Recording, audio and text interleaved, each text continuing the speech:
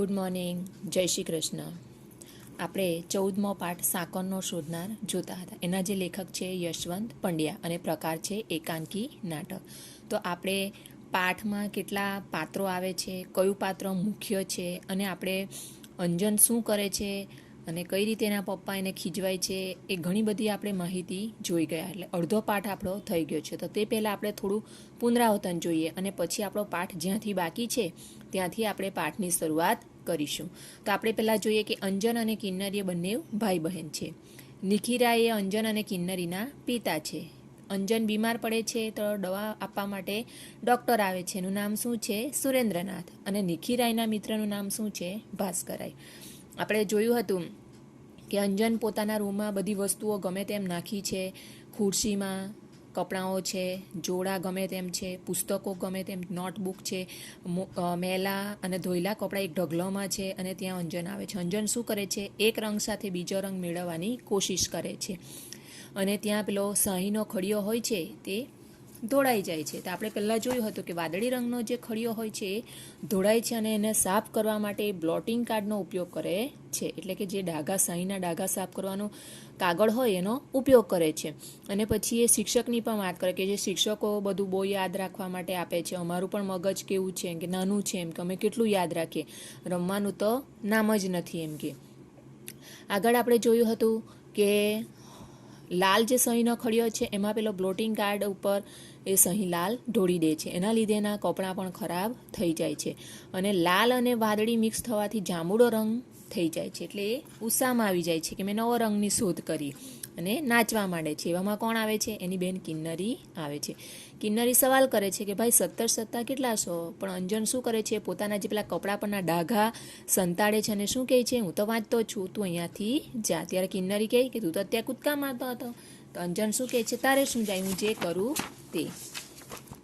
આગળ આપણે જોયું હતું કે કિન્નરી કહે છે કે કપડાં તો એમ કે કાળા કર્યા છે એમ કે, પણ તારા ગાલ પણ લાલ કરાવ. હું અત્યારે જ કે પપ્પાને, પિતાજીને બોલાવું છું. એટલે અંજન શું કરે છે? કિન્નરીનો હાથ પકડી લે છે અને શું કહે છે? જવાબ આપે છે કે 17 સત્તા 1900. એટલે કિન્નરી જતી અટકી જાય છે અને એવામાં શું થાય છે કે બંને વાતચીત કરતા હોય છે ત્યાં એમના પિતાજી જ ખુદ આવી જાય છે. અને નિખિરાય શું કહે છે કે કેમ મસ્તી કરો છો, કેમ ધમાલ પછાડા? ત્યારે અંજન શું કે કિન્નુ મને પજવે છે, એટલે મારી બેન મને પજવે છે એમ કે.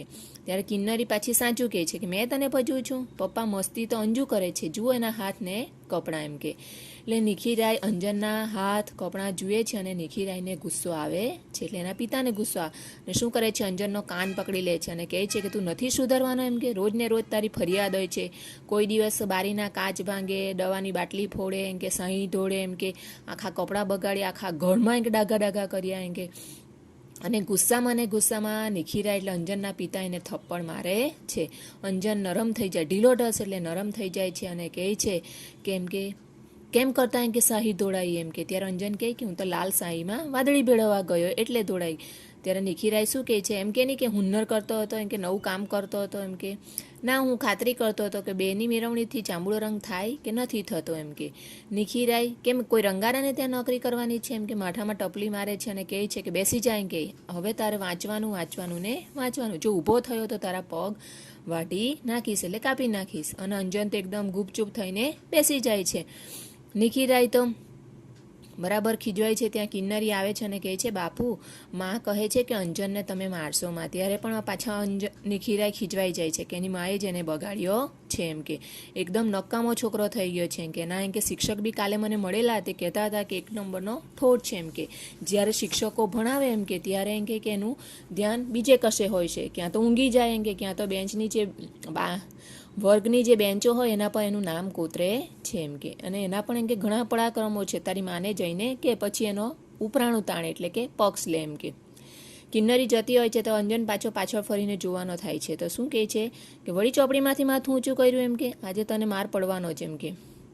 તું પણ એમ કે જાતે રહીને મારી પાસે એમ કે મોઢામાં આંગળા ગાળીને બોલાવે છે એમ કે. હું તને પ્રેમ કરું છું એનો તું ફાયદો ઉઠાવે છે એમ કે. અને અંજન પાછો વાંચવા બેસે છે પણ એનું વાંચવામાં ધ્યાન નથી. પણ એને પપ્પા ખીજવાય છે એ જ એને યાદ.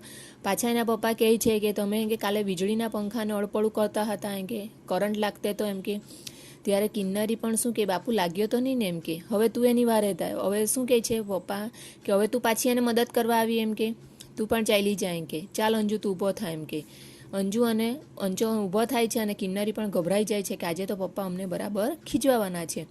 ત્યારે એના પપ્પા શું કહે છે, જો હવે તું એ તોફાન કર્યું તો તારે અહીંયા રહેવાનું નથી, પણ ક્યાં જવાનું છે, તારા મામાના ઘરે મોકલી આપીશ. અહીંયા તો તારે ખાલી ભણવાનું ને ભણવાનું જ. આજથી તારું રમવાનું બધું બંધ. પૈંડું, ભમરડો, લખોટી, જે સાયકલ પણ ચલાવવાની નથી એમ કે જે કંઈ તારા રમવાના સાધનો હોય તે મને આપી દે. અંજન ટેબલનું ખાનું ખોલે છે અને સળિયો, પૈંડું, ભમેડો જે કંઈ બી હોય છે એ સોંપી દે છે. એના પપ્પા કે લખોટી ક્યાં ગઈ એમ કે તો શું કે ખોવાઈ ગઈ એમ કે તો શું કે ખોવાઈ ગઈ કે ખરેખર કોઈને દાનમાં આપી દીધા એમ કે બીજું શું અંજુ કે કશું નથી એમ કે. પણ નિખિરાએ જાતે ટેબલનું ખાનું તપાસે છે અને ખીલી નીકળે છે અને ખીલી અને હઠોળી નીકળે છે. એના પપ્પા પૂછે ખીલીને હઠોળીને શું કર્યું? ત્યારે અંજન શું કહે છે કે પપ્પાએ તો ખુરશીનો પાયો ઢીલો થઈ ગયો એટલા માટે. તો એના પપ્પા શું કે તારે સુથારના ઘરે જન્મ લેવો જોઈતો ને એમ કે સુથારી કામ કરવું હોય તો એમ કે. એવામાં કિન્નરી આવે છે અને શું કહે છે કે અંજુ ચાલ માં બોલાવે છે, જા એની સોળમાં સંતા. પછી એના પપ્પા કહે છે કે બાળકોનું ભવિષ્યની માતા જ રગડોળે છે. આપણે અહીંયા સુધી જોતું હોય. હવે આપણે આગળ જોઈએ. માનલો અંજન પંથારીમાં પડ્યો છે, એનો પ્રફુલ્લ ચહેરો પીળો પડી ગયો છે, આંખોનું તેજ જરા હણાઈ લાગે છે. એની પડખે ઈસ ઉપર કિન્નરી બેઠી છે. અંજનના કપાળ પર, માથા પર, હૃદય પર એ પોતાના સુવાળો હાથ ફેરવાથી તાકીને અંજુ સામે જોતી હોય છે. એટલામાં જ અંજુ પાસું બદલે છે. હવે જે એના પપ્પા ખીજવાયા હોય છે અને મારે છે એટલે બીજે દિવસે ખૂબ બીમાર પડી જાય છે અને એ પથારીમાં છે એમ કે એનો ચહેરો પણ એકદમ ફીકો પડી ગયો છે, આંખ પણ અંદર ઘૂસી ગઈ છે અને એની જે બહેન છે એ ખાટલો હોય ને 4 પાઈનો ખાટલો એના પર જે બેસવાનું હોય ત્યાં એની બહેન બેસે છે અને એના ભાઈને હાથ ફેરવે છે કારણ કે ભાઈ ખૂબ બીમાર થઈ ગયો છે. કિન્નરી પંપાળતી હાથ ફેરવે છે અને કહે છે અંજુ ભાઈ કાંઈ જોઈએ છે? કારણ કે એનો ભાઈ ખૂબ બીમાર થઈ ગયો છે એટલે ભાઈને પૂછે છે કે ભાઈ તને કંઈ જોઈએ છે કે? અંજન ના કિન્નર મારે કાંઈ નથી જોઈતું, તારે રમવા જવું હોય તો જા. એનો ભાઈ શું કહે છે કે મારે કંઈ જોઈતું નથી, તારે રમવા જવું હોય તો જા એમ કે. કિન્નરી ના અંજુ હું તો અહીં બેસી રહેવાની. શું કહે છે એની બેન કે ના ભાઈ હું તો તારી પાસે જ બેસવાની એમ કે. અંજન શું કામ? હું માંદો એમાં તારું શું કામ ન રમવાનું? જા બહેન. શું કહે છે કે હું બીમાર થયો તેમાં તારે કેમ નહીં રમવાનું એમ કે તું જા જઈને રમ એમ કે. જો ભાઈ બહેન વચ્ચે પણ કેટલો પ્રેમ છે.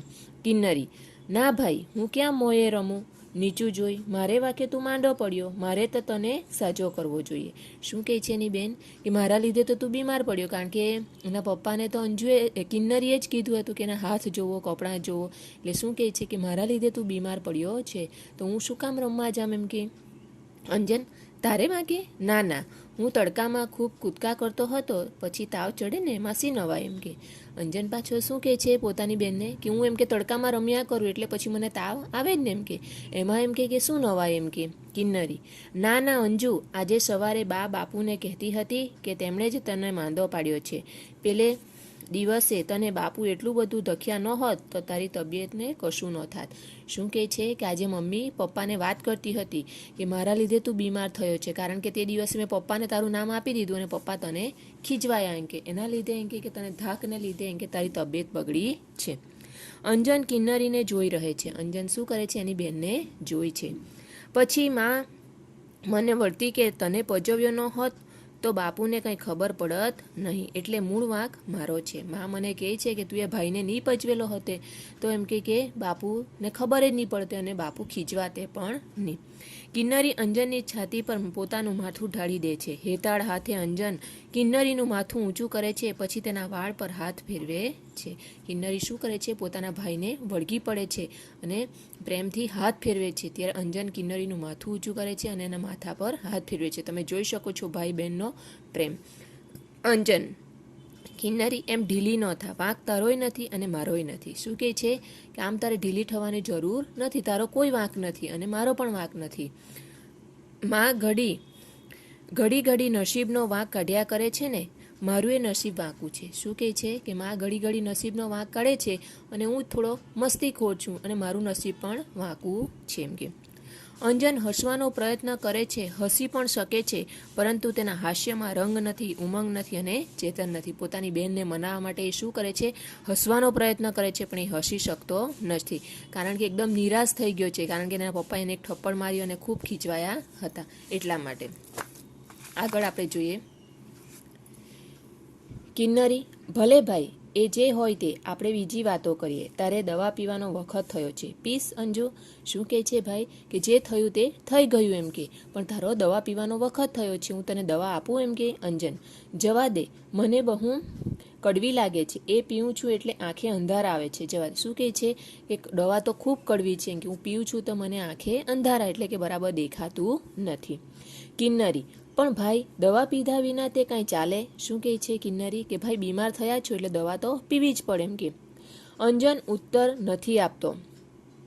કિન્નરી વિચારમાં પરોવાય છે. એવામાં નિખિરાય અને સુરેન્દ્રનાથ પ્રવેશ કરે છે. કે અંજન કંઈ પણ બોલતો નથી અને કિન્નરી વિચારમાં પરોવાય છે, એટલે વિચારમાં પડી જાય છે. એવામાં કોણ આવે છે? નિખિરાય અને સુરેન્દ્રનાથ આવે છે. સુરેન્દ્રનાથ એટલે કોણ? અંજનના ડૉક્ટર. નિખિરાય: ડાક્ટર સાહેબ, અઠવાડિયામાં તો છોકરો લાશ થઈ ગયો છે. હવે નિખિરાય છે ડૉક્ટરને કહે છે કે અઠવાડિયું થયું છે તેમાં તો એમ કે મારો છોકરો લાશ જેવો થઈ ગયો, રમતો નથી, વાત નથી કરતો, હસતો નથી. હવે તો બરાબર થઈ જાય એવું કંઈક કરો. શું કહે છે? કે એને કંઈક સારું થાય એવી કોઈક દવા આપો. રોજ કેટલો તાવ રહે છે, ક્યારે ચડે ઉતરે છે, વગેરે ચિઠ્ઠીમાં લખી મોકલતો. શું કહે છે? કે ડૉક્ટરને ઘરે બોલાવે છે, કારણ કે અઠવાડિયું થઈ જાય તો પણ અંજન સારો થતો નથી અને કહે છે કે તાવ ચડ ઉતર વધારે કરે છે, એટલા માટે મેં તમે ચિઠ્ઠી લખી અને ઘરે બોલાવ્યા એમ કે. પણ આજે તો ઘરમાં હઠ લીધી કે તમને તેડાવવા. મને થયું કે વાત વિચારવા જેવી છે. શું કહે છે? કે ઘરમાં બધાએ જ કીધું કે આજે એને આપણે ડૉક્ટર સાહેબને બતાવી દઈએ, કારણ કે એને સારું થતું નથી અને અઠવાડિયું થઈ ગયું છે, એટલે અમે તમે બોલાવ્યા. સુરેન્દ્રનાથ ડૉક્ટર: કે સારું કર્યું, આવી આળસમાં કોઈ વખત માણસ બાળક ગુમાવી બેસે છે. શું કહે છે? અઠવાડિયું થઈ ગયું છે અને તમે નહીં બોલાવતો એમ કે, તો એમ કે બાળક મૃત્યુ પણ પામી શકે છે એમ કે. ઠીક છે કે આને એવું કશું લાગતું નથી, બાકી મામલો બગડી બેસે પછી તો અમારે સુધારવો હોય કેમ. શું કહે છે? અંજનને એવી કોઈ પરિસ્થિતિ નથી, એ સારો છે, એ થોડા દિવસમાં સારો થઈ જશે, ને તો વધારે બાળક બીમાર થઈ જાય પછી અમે એને સુધારી શકતા નથી. નિખિરાય મનમાં ચીડાય છે, પણ શું કરે? શું કહે છે? નિખિરાય મનમાં પોતાની વાત રજૂ કરે છે. તો આજે આપણે અહીંયા સુધી જોઈશું. અસ્તુ.